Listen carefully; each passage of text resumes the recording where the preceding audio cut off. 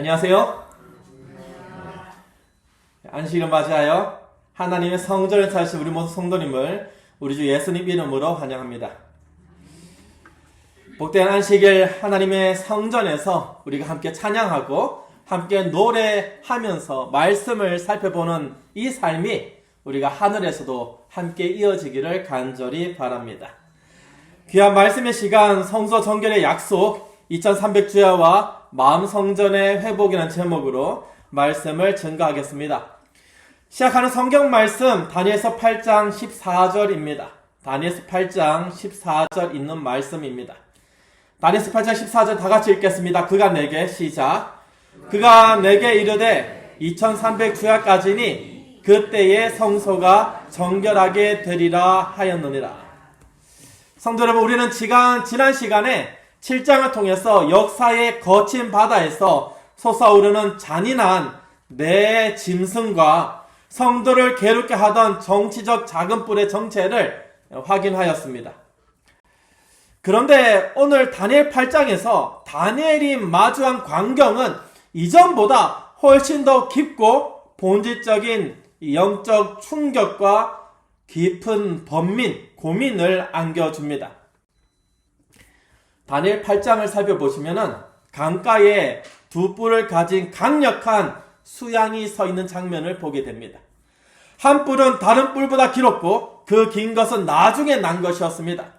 이 수양은 권세를 부리면서 서쪽으로, 북쪽으로, 남쪽으로 향해서 거침없이 들이받았습니다. 그것이 바로 다니엘서 8장 4절의 내용입니다. 다니엘서 8장 4절, 내가 본즉 그 순양이 서쪽과 북쪽과 남쪽을 향하여 받으나 그것을 당할 짐승이 하나도 없고 그 손에서 구할 자가 없으므로 그것이 원하는 대로 행하고 강하여졌더라. 그것이 무엇입니까? 이 순양요. 한쪽 뿔이 좀 더 긴 순양이 서쪽으로 들이받고 남쪽으로 들이받고 북쪽으로 들이받아가지고 모든 것을 다 치우고 떵떵거리면서 나아가는 장면입니다. 이 순양의 기세가 영원할 것 같습니다. 얼마나 강성한지 주위에서 함부로 대할 수가 없습니다. 그런데 이어서 저 서편에서 온 지면을 두루다니면서 땅이 발에 닿지 않을 정도로, 여러분 우리가 사람이 너무 빨리 다니면 발이 보인다고 합니까? 안 보인다 합니까? 뻔히 보이는데 안 보인다고 말합니다. 너무 빠르니까. 근데 이 짐승은 발이 아예 닿지를 않습니다. 닿지 않을 정도로 뛰어와가지고 무서운 속도로 돌진해서 순양을 향해서 달려오는 한 순념소가 등장합니다. 그 눈 사이에는 현저하게 큰 뿔이 나 있습니다. 이 순념소는 분노한 힘으로 순양에게 달려듭니다. 그리고 그 순양의 두 뿔을 꺾어버리고 땅에 엎드려뜨리고 짓밟아 버립니다. 얼마나 강성하겠습니까? 서쪽을 들이받고 남쪽을 들이받고 북쪽을 들이받은 이 순양을, 그렇게 떵떵거리던 강세한 순양을 순념사가 나타나가지고 그냥 들이받아가지고 짓밟아 버린다고 얘기합니다. 성경은 이 두 짐승의 역사적 정체를 명확하게 밝혀줍니다. 다니엘서 8장 20절에서 21절입니다. 다니엘서 8장 20절에서 21절에 너가 본 바 두 뿔 가진 순양은 곧 메대와 바사 왕들이요. 이 예언의 성취는 추호의 오차도 없이 역사 속에서 그대로 증명되었습니다. 메대와 바사의 연합 제국이 세상을 호령하다가 나중에 일어난 이 페르시아 바사가 더 강력해집니다. 우리가 페르시아의 그 역사 엄청나게 알죠? 그들은 바벨론과 북방과 남방의 애국까지 완전히 정복합니다. 그런데 이 순양은 그리스 헬라 제국의 건국자이며 첫째 왕인 알렉산더 대왕을 상징하는 현저한 뿔 달린 순념소의 신속한 정복 앞에 처참하게 꺾이고 맙니다. 21절, 털이 많은 순념소는 곧 헬라 왕이요, 그리스 헬라 왕이요, 그의 두 눈 사이에 있는 큰 뿔은 곧 그 첫째 왕이요, 알렉산더 대왕을 얘기하고 있습니다. 이 순념소의 큰 뿔이 강성할 때 꺾여버립니다. 알렉산더 대왕이 요절을 하죠. 하늘 사방을 향해 돋아난 현저한 넷뿔이 그때 드러납니다. 즉 알렉산더가 죽은 이후에 갈라진 네 왕국 카산더, 리시마코스, 셀류커스, 프톨레미, 이 역사적 배경을 지나서 그중 한 방향 서쪽에서 솟아오른 또 다른 작은 뿔의 출현에서부터 진짜 위협이 시작되는 것입니다. 이것이 바로 세계의 역사이고 하나님께서 그 중심에서 바벨론 시대부터 다니엘을 통해서 역사를 보여주고 계신 것이죠. 이 작은 뿔은 남쪽과 동쪽 그리고 이 영화로운 땅인 예루살렘을 향해서 심히 커집니다. 마침내 지상의 영토 확장을 넘어서 하늘 군대에 미칠 만큼 높아집니다. 다니엘서 8장 11절에서 12절은 이 우주적인 배도, 이 땅에서의 그냥 단순한 인간적인 배신이 아니라 우주적인 배도의 갈등을 이렇게 표현하고 있습니다. 다니엘서 8장 11절에서 12절에 또 스스로 높아져서 군대의 주제를 대적하며 그에게 매일 드리는 제사를 없애버렸고 그의 성소를 헐었으며 그의 악으로 말미암아 백성이 매일 드리는 제사가 넘긴 바 되었고 그것이 또 진리를 땅에 던지며 자의로 행하여 형통하였더라. 성도 여러분, 이 작은 뿔은 군대의 주제이신 예수 그리스도를, 우리의 미가엘, 하늘 천사장 미가엘, 이 예수 그리스도를 정면으로 대적합니다. 그리고 그리스도께서 하늘 성소에서 우리를 위하여 행하시는 대제사장으로서의 사역, 그 사역이 무엇이었습니까? 그렇죠. 매일 드리는 제사, 이 타미드라고 일컬어지는 끝없는 중보 봉사, 이 중보 봉사를 통해 가지고 날마다 우리로 하여금 하나님 앞에 의롭다 칭하여 주시는 이 칭의의 순간이 하늘에서 이루어지는데 이 땅에서 그것이 없다라고 그것을 제하여 버립니다. 놀랍죠? 그분의 하늘 성소를 구조적으로 헐어버립니다. 더욱이 이 세력은 하나님의 순결한 진리를 땅에 던져서 무참히 짓밟아 버렸습니다. 이와 같은 광경을 지켜본 가브리엘 천사와 하늘의 거룩한 존재들은 큰 충격에 빠졌습니다. 어떻게 감히, 아무리 죄로 인해서 타락했다 하더라도 어떻게 온 우주의 만물의 창조자를, 창조주의 사업을 그렇게 할 수 있는가? 어떻게 십자가의 피로 세우신 하나님의 교회가, 우리 주님의 교회가 그 고귀한 진리가 지상 권력에 의해서 난도질 당하고 짓밟힐 수 있는가? 그래서 하늘의 거룩한 자가 영혼 깊은 곳에서 터져 나오는 애통함으로 질문을 던집니다. 다니엘서 8장 13절입니다. 다니엘서 8장 13절. 내가 들은즉 한 거룩한 이가 말하더니 다른 거룩한 이가 그 말하는 이에게 묻되 환상에 나타난 바 매일 드리는 제사와 망하게 하는 죄악에 대한 일과 성소와 백성이 내준 바 되며 짓밟힐 일이 도대체 어느 때까지 이를꼬 하며 이 일이 언제까지 계속 지속되느냐, 언제 멈춰지느냐. 다니엘서 8장 13절은 우리 모두의 절박한 물음이기도 합니다. 하나님의 진리가 이토록 짓밟히고 회파되는데 왜 가만히 보고 계십니까? 사단의 대리자인 이 작은 뿔의 형통함이 과연 도대체 언제까지 계속되어야 하겠습니까? 여러분, 이게 중세 암흑시기, 종교 암흑시기, 그 순간을 얘기하면 우리는 분명히 알 수 있죠. 하나님의 교회를 박해하던 그 시기. 다니엘이 을레 강변에서 보았던 이 성소를 회파하는 참상은 예언의 시대를 지나서 오늘날 우리가 살아가는 이 세상 속에서 그대로 재현되고 있습니다. 성경이 예언한 이 영적 배도의 작은 뿔 세력은 우리가 수십 년 동안 들어왔기 때문에 너무나 잘 압니다. 역사 속에서 로마 교황청이라는 종교와 정치적으로 구체화되어 있는 지금 전 세상에 영향을 미치는 이 세력입니다. 오래전에 로마 교황이 요트를 타는 차인데 거기서 배가 기우뚱하니까 이랬는데 그게 신문기사에 실렸어요. 교황이 너무 직분하다 이래가지고 기가 막히죠. 그렇게 영향력이 있습니다. 적용은 이 분명히 로마 교황이라는 것이 확실한데 이 세력이 그냥 잠깐 있었던 세력이 아닙니다. 여러분, 과거의 역사에 있었던 세력들은 대부분 잠깐 있었다가 사라지던가 아니면 힘을 잃었던가 그런 상태죠. 근데 그런 잠깐 있었다 사라진 세력이 아니란 것입니다. 시리아 한 지역의 일개 왕에게 적용되는 세력이 아닙니다. 이 얘기를 하는 이유가 그렇게 적용해가지고 해석을 다르게 하는 사람이 있기 때문입니다. 이 세력은 거대한 우주적, 영적 배도의 세력입니다. 하나님을 대적하는 세력입니다. 그 세력이 바로 어디라고요? 로마 교황권. 저는 어릴 때 이렇게 공부할 때마다 한 가지 의문이 들었습니다. 야, 저 큰 교회가 가톨릭이 얼마큼입니까? 전 세계적으로 엄청 큰데 저 큰 교회가 우리 교회에서 이 가르치는 걸 알까? 이렇게 적그리스도라고 표현한 거 알까? 제가 군대 갔을 때 제가 배치받은 소대에 종교병이 3명이 있었습니다. 불교 종교병이 1명 있었고 카톨릭 종교병이 1명 있었고 기독교 종교병이 있었습니다. 이 기독교 종교병은 참 열심히 그 신앙생활 모습을 봤어요. 근데 불교 종교병은 뭐 하는지도 모르겠고 카톨릭 종교병은 저한테 딱 한마디 했습니다. 너 안식교 사람이네? 네, 너 잘 알아. 이렇게 얘기하더라고요. 종교병인데 저희 교단이 어떻게 설명하고 있다는 걸 말하는 것을 제가 직접 들었습니다. 그래서 이 사람들이 웬만하면 다 알고 있구나.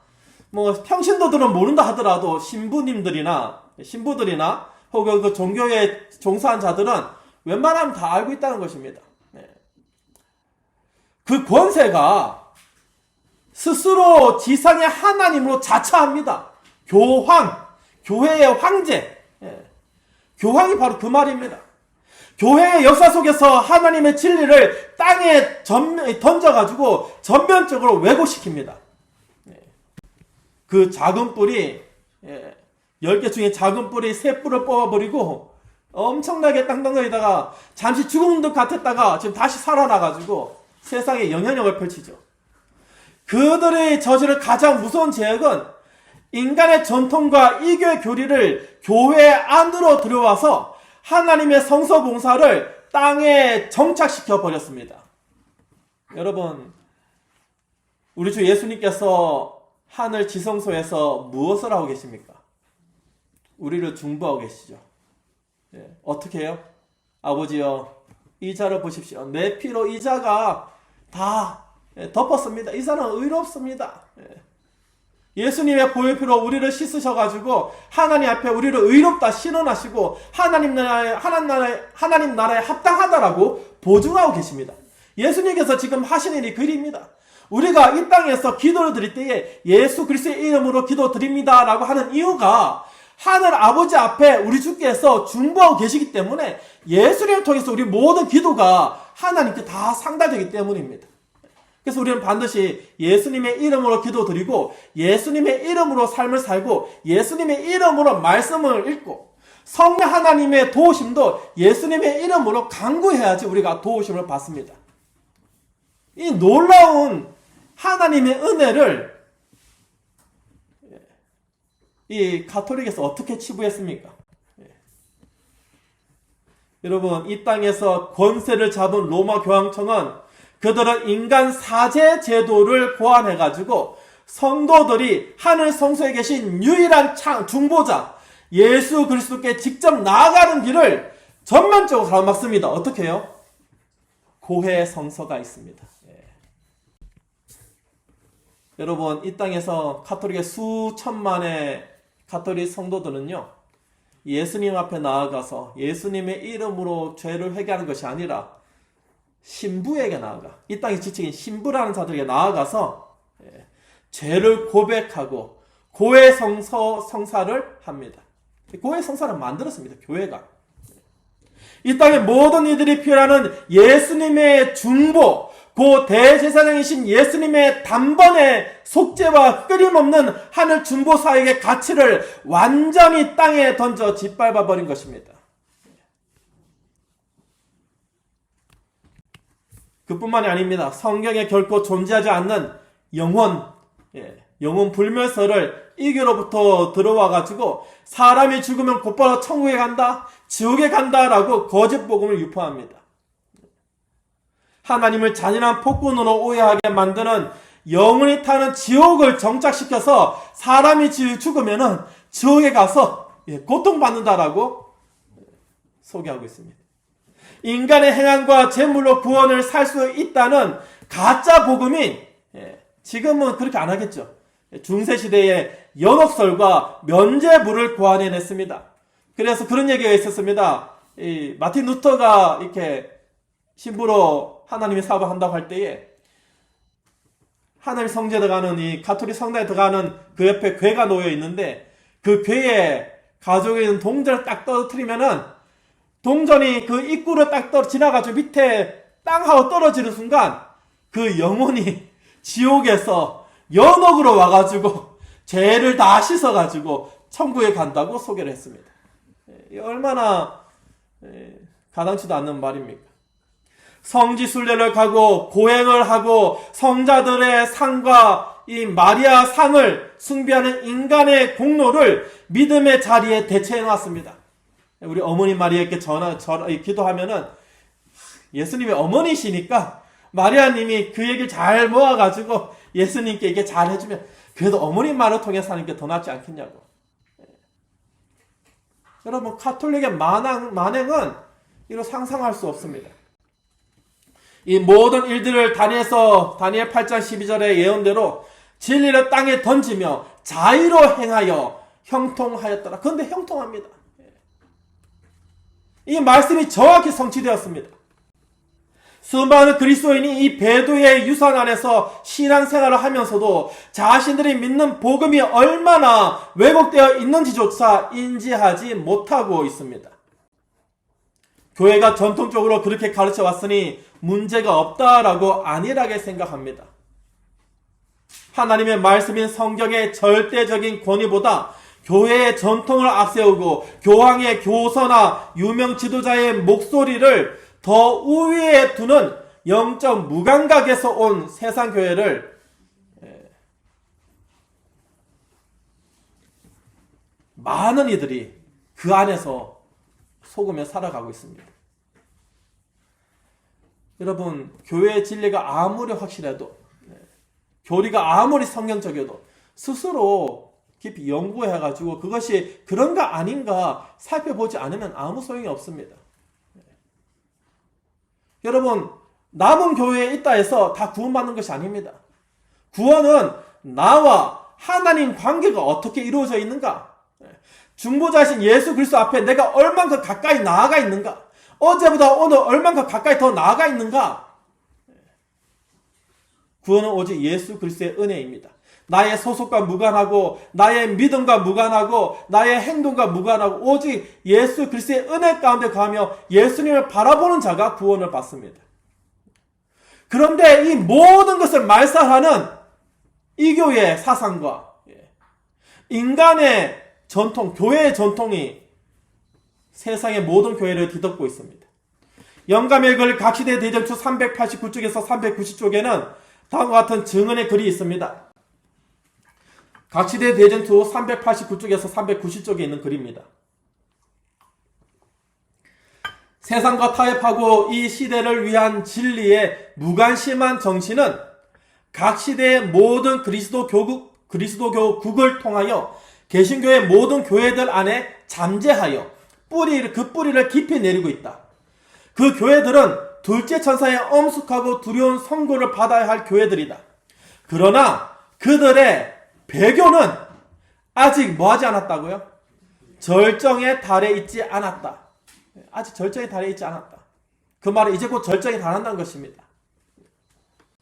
성경은 그리스도의 재림 전에 사단이 모든 거짓 권능과 징조와 이적과 불의한 모든 속임으로 활동할 것인데 진리를 사랑하는 마음을 받지 아니하며 구원함을 얻지 못할 자들은 미혹하는 마음이 발동하여 거짓 것을 믿게 될 것이라고 말한다.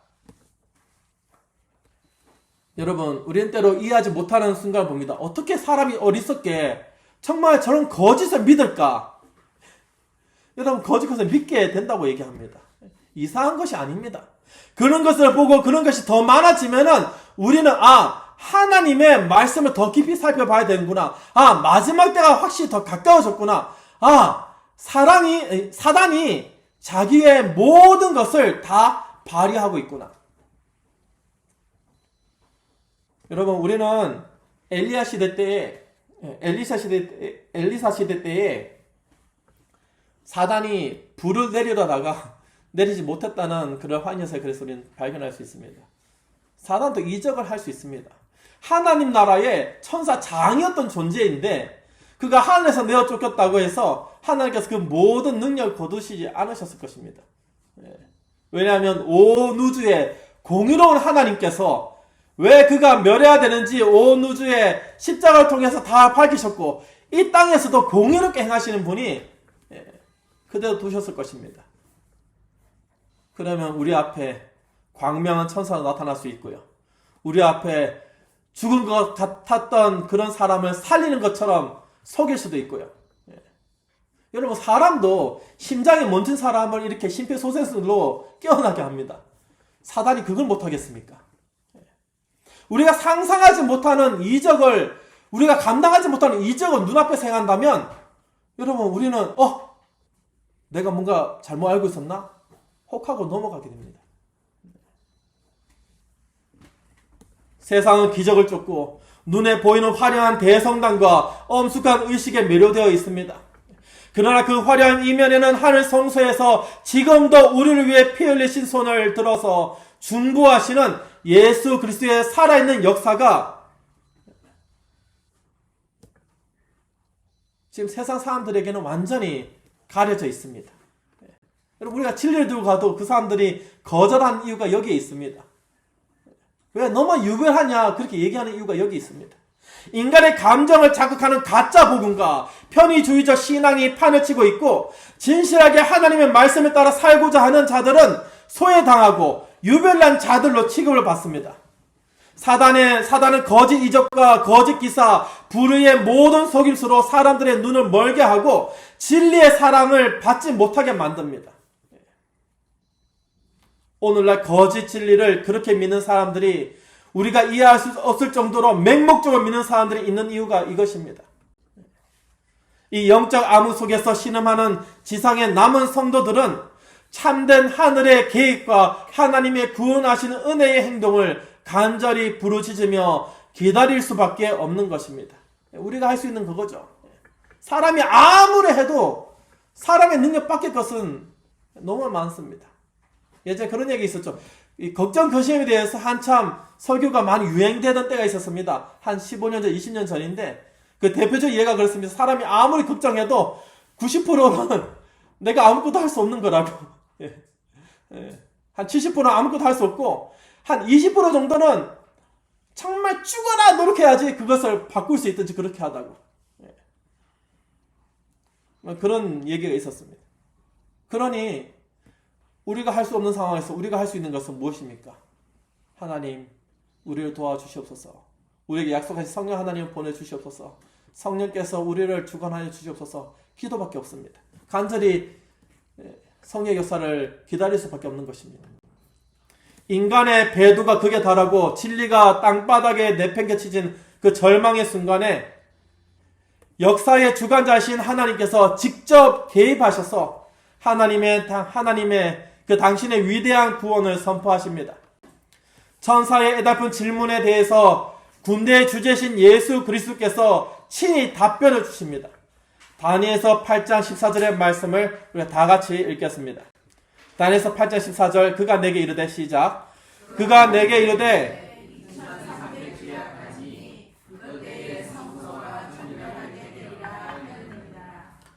여러분, 우리가 성경에서 2300주야 2300주야 해가지고 머리 아프다, 복잡다 뭐 이런 생각하는데 복잡한 거 생각하지 마십시오. 분명한 것을 생각하십시오. 이 말씀은 사단과 작은 뿔의 불법적인 형통함이 영원하지 않을 것임을 선포하는 하나님의 공식적인 판결입니다. 작은 뿔의 파괴 행위를 그냥 내버려 두지 않겠다. 진리를 땅에 던진 저 세력을 내가 반드시 심판하겠다. 그 한계가 2300주야까지이다. 하나님께서는 역사의 시간을 분명히 정해 놓으셨습니다. 그리고 그 시간에 완전히 찼을 때에 하늘 성소를 정결케 하시는 우주적인 정결 사업이 시작되었습니다. 성경이 말하는 성소 정결은 여러분 대략적으로 아실 것입니다. 오래전 이스라엘 백성들이 이 성소 제도를 지키면서 하나님 앞에 나아갈 때에 매년 7월 10일에 행해지는 대속죄일의 봉사를 의미합니다. 사실 이스라엘 민족은 아침부터 저녁까지 제사가 끊이지 않습니다. 그날 범죄한 것에 대해 가지고 그날 혹은 뭐 평일제다가 그날 혹 실수나 죄된 것에 대해서 제사나 가가지고 하나님 앞에 속죄해달라고 비둘기 잡아가든지 아니면 양을 데리고 가든지 아니면 소를 데리고 가든지 그렇게 번제를 드렸습니다. 그렇게 1년 동안 얼마나 많은 번제를 드렸겠습니까? 그러니 이스라엘 백성들이 1년 동안 살면서 짓게 된 죄를 양과 염소에 안수하고 죽여서 그 피를 1년 동안 성소에 휘장에 그렇게 뿌림으로써 백성들의 죄가 성소로 옮겨졌고 성소는 상징적으로 더러워졌습니다. 우리 주 예수께서 인간의 모든 죄를 다 짊어지시고 상징적으로 더러워진 것이 아니라 예수님께서는 그 모든 죄를 다 짊어지시고 그대로 죄를 짊어지신 더러운 것을 다 짊어지시고 십자가에 죽으시죠. 근데 단 하루 대속죄일 단 하루 대제사장이 지성소에 들어가서 모든 백성 지난 1년 동안 그 모든 백성의 죄의 기록을 완전히 도말하고 성소 건물 자체를 깨끗하게 청소하는 정결 사업을 시행했습니다. 레위기 16장 30절은 이렇게 증거합니다. 이 날에 너희를 위하여 속죄하여 너희를 정결하게 하리니 너희의 모든 죄에서 너희가 누구 앞에서요? 여호와 앞에서 정결하리라. 이 지상 성소의 제도는 하늘 성소에서 일어날 실제적인 사건과 상징을 예표하고 있습니다. 하늘 성소에는 우리의 죄를 기록한 책들이 존재합니다. 우리가 예수님을 믿고 죄를 고백할 때에 예수님을 의지하여 죄를 고백할 때에 우리의 죄는 하늘 성소의 기록책에 옮겨집니다. 모든 죄가 우리 평생의 모든 죄, 인류 평생의 모든 죄가 거기 다 기록됩니다. 그리고 2300주야라는 성경 이 성취의 가장 긴 예언 기간이 끝나는 시점에 우리의 대제사장이신 예수 그리스도께서는 하늘 성소에서 지성소로 들어가셔서 인류의 죄의 기록을 다 검토하시고 도만하시는 조사 심판을, 다시 말해서 실제적인 하늘 성소 정결 사업을 시작하신 것입니다. 그래서 여러분, 조사 심판은 다시 한번 말씀드리지만은 우리 죄가 뭐 있나 확인하는 것이 아니라 그 죄를 이렇게 지우고 계신 것입니다. 그리고 하나님 앞에 보십시오. 죄 없다. 쉽게 말하면 증거인멸이죠. 우리의 모든 죄에 대한 증거를 다 인멸하고 도말하고 계시고 어떻게 해요? 예수님의 그 피로서.